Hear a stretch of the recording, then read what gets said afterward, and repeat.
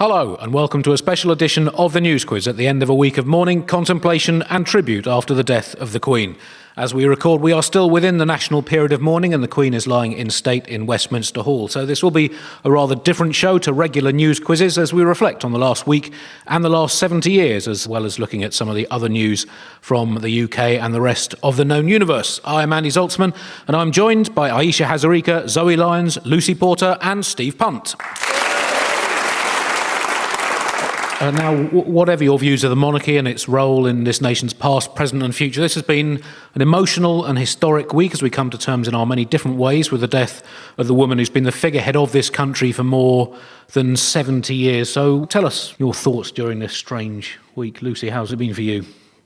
Well, I've been moved because my mum, she loved the Queen so much. She was born just a few years after the Queen and I think she always felt like they'd been through life together, and I think for a lot of people of that generation she had that sort of feeling like they'd lived their lives in parallel even though they were from very different worlds, very much the way I feel about Kylie Minogue.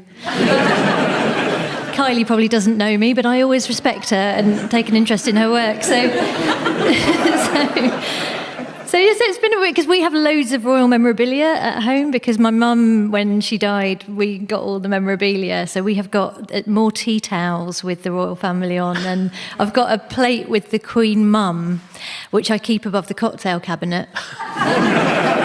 Just because I think if I'm pouring a gin, it's like she's saying, go on, a bit more. I've been watching the sort of live feed of the Q, and I think the Q has really been the thing that has touched a lot of people in that it is the most British tribute. Because, you know, queuing is what we do, it's what we want to show the world. We've been doing it amazingly, I'm so proud. And we've organised the queue brilliantly. They've told us so much about how to queue and what's going on, but they didn't need to, did they? Because even if they hadn't told us what the queue was, we'd have joined it anyway, wouldn't we? Steve, you, I believe, attended the Silver Jubilee celebrations back in 1970, without wishing to break confidence about your age. When you say attended, it wasn't really in an official capacity at that age. But yeah, my father was in the civil service and he managed to wangle it so we could watch the boat parade on the Thames, and we watched it from the top of Millbank Tower.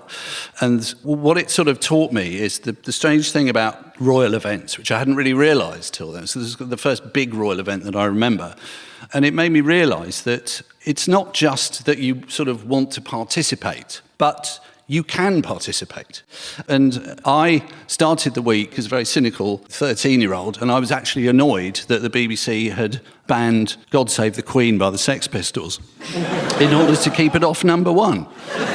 But then suddenly I saw on TV one of the early events, and I decided I wanted to go. I wanted to be part of it. And on Saturday I went and I stood in the Mall and waved at the Queen, or waved at the coach, just because I sort of felt I wanted to participate. I guess that's one of the good things about waving at the Queen, is she's one of the very few people who will always wave back. Ayesha, you've been covering it up and down the country this week, travelling around with journalists from the kind of global press pack. What's that been like to be part of? Well, I was really lucky to be sent up to Edinburgh to cover proceedings up there. And as a Scot, there was a real sense of pride about being up there because, of course, the Queen absolutely loved Balmoral. She loved Scotland. And I think for many Scots, it felt like it was a final act of love for her to pass away in Scotland, because it meant that this first bit of history, all eyes were on Scotland. It was a chance for her to show the world why she loved Scotland so much. And it was very special. People came from all over Scotland to be in Edinburgh. And of course, Edinburgh's this beautiful, old, magical, ancient city. And it was really spine-tingling to see it be part of modern history right now. So it was a very, very special time. Also, I mean, one of the most prolonged silences in Edinburgh since the first gig I ever did there. In 1997. I mean, it's been an extraordinary moment. And again, I hate to say it's all the cliches are true, because it has been this first draft of modern history. She is this golden thread that's been woven into the fabric of our modern history, but also into our lives. And I think one of the reasons that I had a lot of admiration for the Queen was, as somebody who's a keen observer of politics, and I've worked in politics for a long time, she was such a public servant. And the fact that at the age of 21, when she knew that at some point she would come to be the Queen, she makes this vow that I will serve you, be my life short or long. And she kept that promise. And I think that's one of the reasons why people feel so moved, because particularly in this day and age of politics, nobody ever keeps a promise. Zoe, am I right in thinking that you performed in front of the Queen? Absolutely not right, Andy. So can you tell us what you would have done if you had? I've never had the royal seal of approval. I don't know what I would have done in front of the Queen. I think I'd have probably branched out into my other skill set. Right. And done a rendition of maybe a song from Oklahoma, because I was a big fan of musicals. She clearly had a very good sense of humour. She had a brilliant sense of comedic timing. As everybody knows from the skit with Paddington, it was beautifully done. I think every comic in the country watched that and went, oh, well done. Yeah. That was bang on, well done. But I always just assumed that at some point in my life I'd meet the Queen. I think everybody does. I thought, well, I'll get a card at some point, because so many people have met the Queen that, it's only a matter of time before I'm invited to some sort of light luncheon. My mum was always obsessed with who'd met the Queen, because my mum would have loved to have met the Queen. She never did. I remember there was a woman at her church who shoplifted. He was done for shoplifting. And my mum was so horrified. She went, well, she'd met the Queen. And I was like, yeah, so would Robert Mugabe. It doesn't mean, I actually did meet the Queen. She was very, very, very nice, but I was incredibly nervous, and they were very particular about the curtsy, and they were like, you have to do a very, very deep curtsy. And I was like, oh my God, how deep is this going to go? And then the guy said, but don't go too deep, because we have had some people that curtsy so deep they then cannot get up again. It's very good for your glutes meeting the Queen. The Queen was not only this country's longest-serving monarch, but I think she was also this country's longest-serving anything ever. Central to this nation's life, a figure of gold-plated, politically neutral constancy in a world of befuddling flux for almost the whole of our national memory span. 7 decades worth of service and privilege, two things which go together surprisingly seldom. Most people manage a maximum of one in their lifetime. Tributes have been flowing in from all directions of many types and tones. Question for our panellists. Mourners were asked this week by the Royal Parks not to leave what as tributes? It was Paddington Bears. Correct. And his marmalade sandwiches, Indeed. yeah. Because Paddington is not combustible. Have I said that right? Compostable. No, not combustible. Very much to Paddington's alarm, he is combustible. He's just not compostable. I think Paddington would give you a hard stare. Yeah. People are leaving marmalade sandwiches in Green Park as a sign of respect to her, which, the squirrels are having a wave all the time. I love to think of the squirrels having high tea up in a tree. That's correct. The Royal Parks asked people to refrain from leaving soft toys and marmalade sandwiches in an effort to ensure only organic, compostable material was left, because there were concerns that Paddington toys could be stolen by rogue wombles and forced to fight each other. For sport on Wimbledon Common, whilst a properly made British marmalade sandwich has a radioactive half-life of 1,200 years. Were there any other tributes that stood out for you this week? There have been some moving ones and some odd ones, haven't there? It's weird things, like my mate told me she saw outside of a supermarket one of those kids' rides. I think it's an elephant thing that you put your pound in it, it sort of jolts a child around for a minute or so. It had a poster on it saying, out of respect to the passing of the Queen. This ride will be taken out of action on Monday. You think, yeah, that's what she would have wanted. There were numerous other tributes. Morrison's, the supermarket, turned down the volume of beeps at its checkouts. Perhaps out of concern that someone might scan their shopping in such a way that accidentally beeped Viva la Repubblica in Morse code. whilst buying a family pack of Battenbergs and a bottle of Dubonnet. Sport paid tribute to the Queen in different ways. Cricket, for example, continued with the Oval Test to pay tribute to Her Majesty Queen Elizabeth II, whilst the Premier League postponed its fixtures as a mark of respect for Her Majesty Queen Elizabeth II, which I guess goes to show the impact the Queen had on our national life, that doing or not doing almost anything can be claimed to be paying tribute, as I found with my kids this week. Are you going to eat your broccoli? No, Dad. As a tribute to the... Amidst the many genuine and touching personal and institutional tributes, there were some that felt, well, a bit odd. British Cycling were criticised for, quotes, strongly recommending that people do not ride their bicycles during the Queen's funeral as a mark of respect. It was not entirely clear how riding a bicycle would or even could be disrespectful. Unicycle, maybe. Unicycle in a clown outfit, almost certainly. Unicycle in a clown outfit up and down the aisle in Westminster Abbey, definitely. Time and a place for lightening the mood, and well, that's not it. To be fair to British Cycling, they did do a U-turn.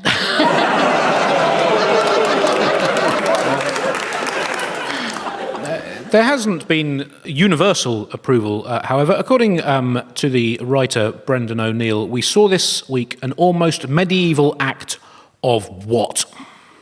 Well, he'll be angry about something then. Well, he was angry about other people being angry in a way. So, the answer is censorship. He said a medieval act of censorship. This was after a protester in Edinburgh was arrested for holding up a fruitily worded sign calling for the abolition of the monarchy. I'm really sorry about that. It was just like... There was one guy who was holding a blank piece of paper, and the police moved him on, which it sounds draconian, and I'm opposed to all forms of censorship, but the guy with the piece of paper actually was sort of leaking state secrets, because on that paper was the government's plan to solve the cost of living.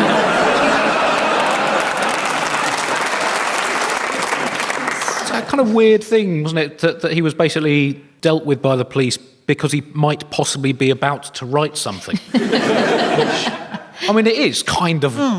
Yeah, they weird. said you could write on that, "This is not my king," or... Yes. Or eggs, maybe tomatoes, lettuce, semi-skimmed. Or possibly he'd already written on it in lemon juice. And he might have held it over a flame and a seditious message might have magically appeared. Someone also had some eggs, didn't they? Yes. Allegedly holding eggs. That was what I read. With egging aforethought.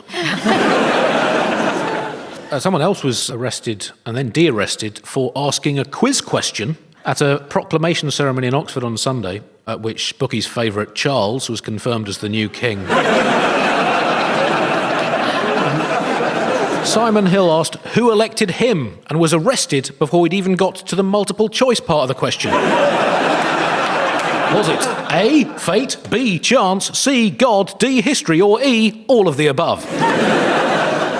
People from across the political spectrum wrote that the arrest and detention of protesters were outrageous and an assault on freedom of speech. Others, by contrast, said that these were not the moments and places to protest about the monarchy.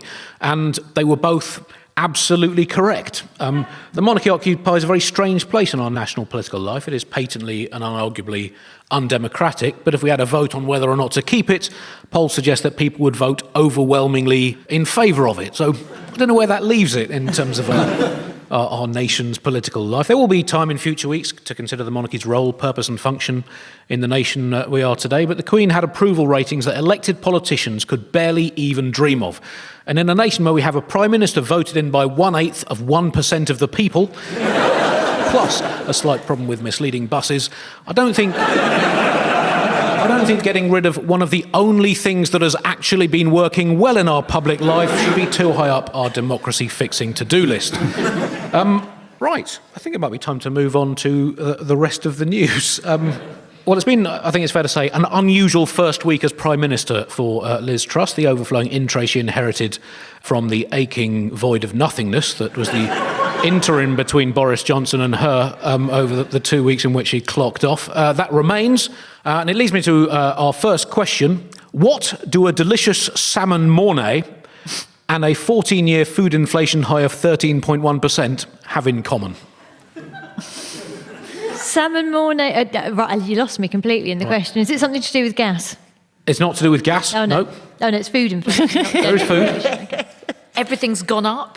Well, sort of that. The answer is milk and cheese are key ingredients. Because you need milk and cheese for a Mornay sauce, and milk and cheese have helped push food inflation to 13.1% in the 12 months to August. What else is in a mornay? Is it spinach? No, I don't think so. I think Is it just milk and cheese? it's like bechamel with cheese, isn't it? Does anyone confirm that in the audience? Sorry? Butter. Flour, butter, milk and cheese. Yeah. Yeah. You could use that to regrout your shed. Take that, French cookery. You can... It's been slightly on the back burner this week, but these things are going to come back into prominence soon. How do you think the government's going to deal with this? Well, it's really interesting because we've seen this week inflation's come down a bit, but as you say, milk, cheese and eggs have soared in price, which is really annoying because that's just another reason where vegans are going to be very, very smug. But it is interesting because we've got this sort of, Liz Truss has come in with this huge problem with the economy. We've got the worst inflation crisis in a generation. Things are so bad that DFS sofas have just cancelled their sale. Am I the only grown adult that doesn't really understand inflation? Honestly, when it comes on the news, my brain goes... Don't worry, our new Prime Minister does that as well. I really struggle with it, I do. I'm 50 years old. I've still got a piggy bank and I utilise it. Welcome to Moneybox Live. When Liz Truss was on the hustings trail, I thought she reminded me of me in the worst possible way. In that and someone did say to me the other day, I had some highlights done, they went, well, you look a bit like Liz Truss. And I was like, no, I do not. And she's much older than me. And then, of course, I went to Wikipedia. She's 4 years younger than me, guys. Same thing when I Googled her. I went, you are joking. Really? Liz Truss looks like she failed an audition to be a background artist in the latest series of Handmaid's Tale. Going, I know this is a depiction of dystopia, Liz, but too much. Because I thought when she was doing a bit to the Tory party, I was like, she's a people pleaser. And that's what I mean about, because I am a people pleaser. I've learned to accept that about myself. I'm a people pleaser. And if you don't like that, I can change. I'll try. So I thought, she's saying all this stuff, but then actually when she's Prime Minister, she won't. But she's like, no, she's sticking to all of the, taking the cap off the bankers' bonuses, because apparently if bankers get money, then that boosts growth and spending. But if posties get it, or people who work for the NHS, that's inflation. That's how it works, Zoe. Very simple. Very simple. That's all you need to know. And she's sort of doing all this stuff and really tough. And she said, she's not going to institute a windfall tax because, she doesn't want to bow to the opposition. Which is like, you go, well, the opposition is going to be 60 million bloody people soon, Liz, I'm afraid. It's so... I almost admire how unpopular she's prepared to be. But it's like she's won her Prime Ministership in a raffle. And then... What she seems to do is she sort of gives departments to the people who sort of least seem to have any interest in them. So like Therese Coffey loves a drink, she can be health. It's like the Minister for Fisheries is going to be a vegan who's allergic to water. She has got that sort of vibe of kind of a really enthusiastic, precocious child that wants to show off. I've done quite a lot of media things, though. I recently did a question time with her, and we were quite combative during the question time thing. And then you have this dinner after question time, and she came over to me, plonked a bottle of wine down, and she's like, "Do you want to see my selfies of me and Taylor Swift?" And I went, "Yeah."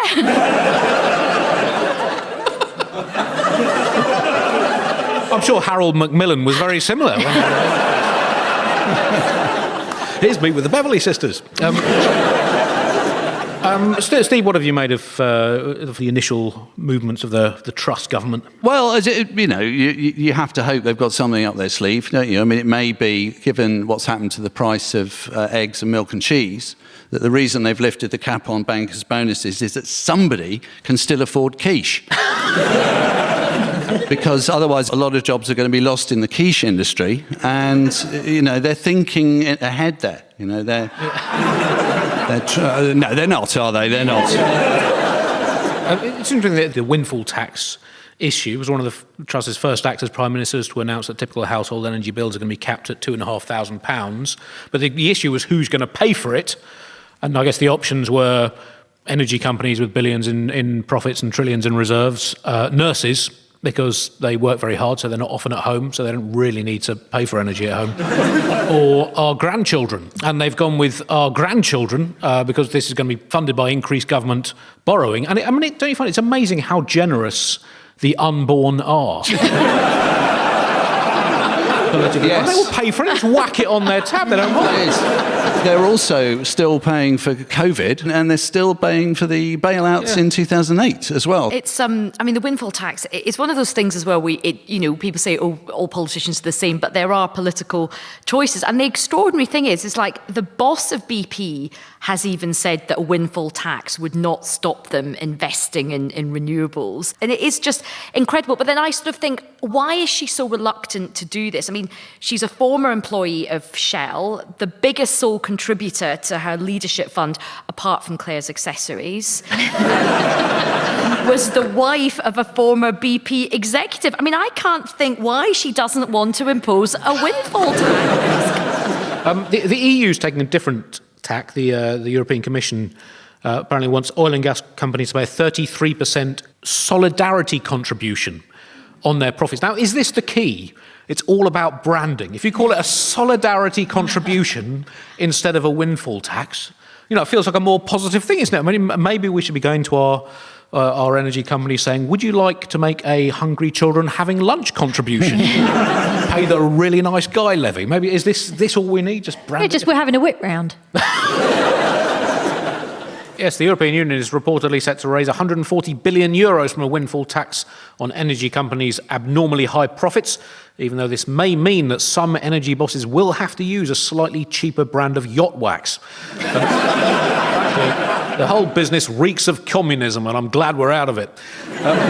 Prime Minister Liz Truss has ruled out such a move here because a windfall tax, quotes, would undermine the national interest by discouraging the very investment we need to secure homegrown energy supplies. Would it really discourage that? I, for one, find it disappointing that these energy companies are so easily discouraged. Come on, Shell, BP, the rest of you. Don't just give up at the first sign of adversity. And by adversity, I mean a few barely discernible billions scraped off the top of your multi-billion-pound cake. Let's have some of that famous British stiff upper lip. You can do it. Dig in. Don't dig in.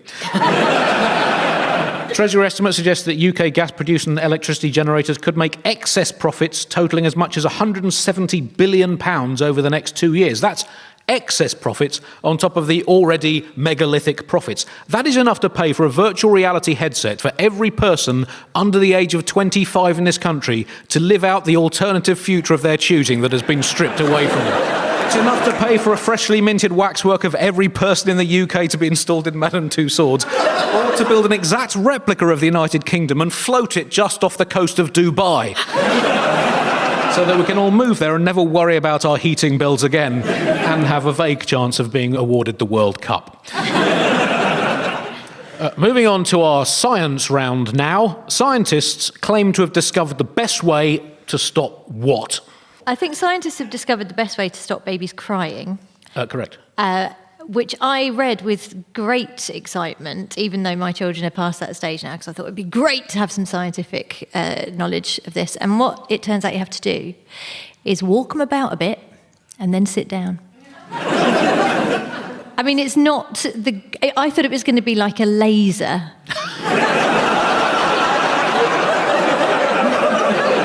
My first little taser.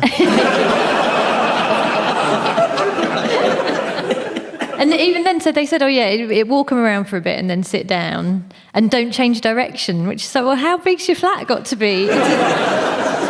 Then they said at the end of the report, they said, but actually, I mean, this is still early days and it doesn't work for all babies. So anyway, just forget we said anything. I found a fail-safe way of not having to suffer the cries of a young baby by just not having baby.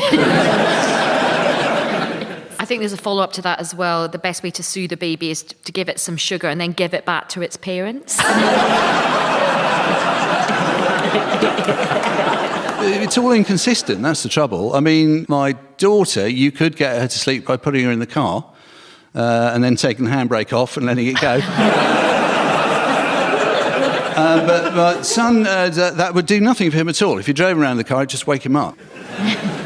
Scientists claim the optimal technique for baby soothment is 5 minutes walking around, 5 to 8 minutes sitting down, and then lie them down again, a process modelled on Boris Johnson's typical working day as Prime Minister.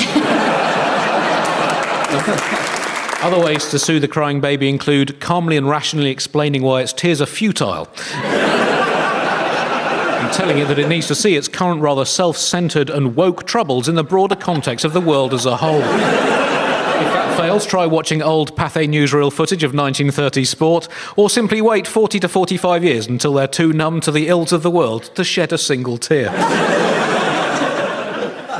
Before we go, we'll have a few quick-fire questions as a bit of a catch-up on some of the other news. Scientists are attempting to train robots to do what at the right time? Oh, it's laughing. Correct. It is laughing. Yeah. Are you concerned about the prospect of laughing robots? Yes, and what's the point of it? I mean, I suppose Siri or Alexa could use it to be sarcastic. Yep. Siri, play Beethoven's Third Symphony. Ha, ha, ha. That would be good. Another question. Health Secretary Therese Coffey has begun her efforts to deal with various NHS crises, including waiting lists, staffing issues, industrial unrest and funding shortfalls, by telling staff to stop using what wrongly? Oh, is this an Oxford comma? Correct, yes. Commas. Not defibrillators, instantly, which have increasingly been used as a quick way of making cheese toasties by under-pressure staff. As if they can afford the cheese, Andy. Yeah, I mean, it's extraordinary. Coffey asked staff not to use the so-called Oxford comma, the controversial punctuation mark often used after the penultimate entry in a list, which can cause confusion and is much disliked by the world's most annoying people, Therese Coffey and Jacob Rees-Mogg. Point proved. I'm sure that'll be very soothing to the people who are currently on an NHS waiting list because of a problem with their colon.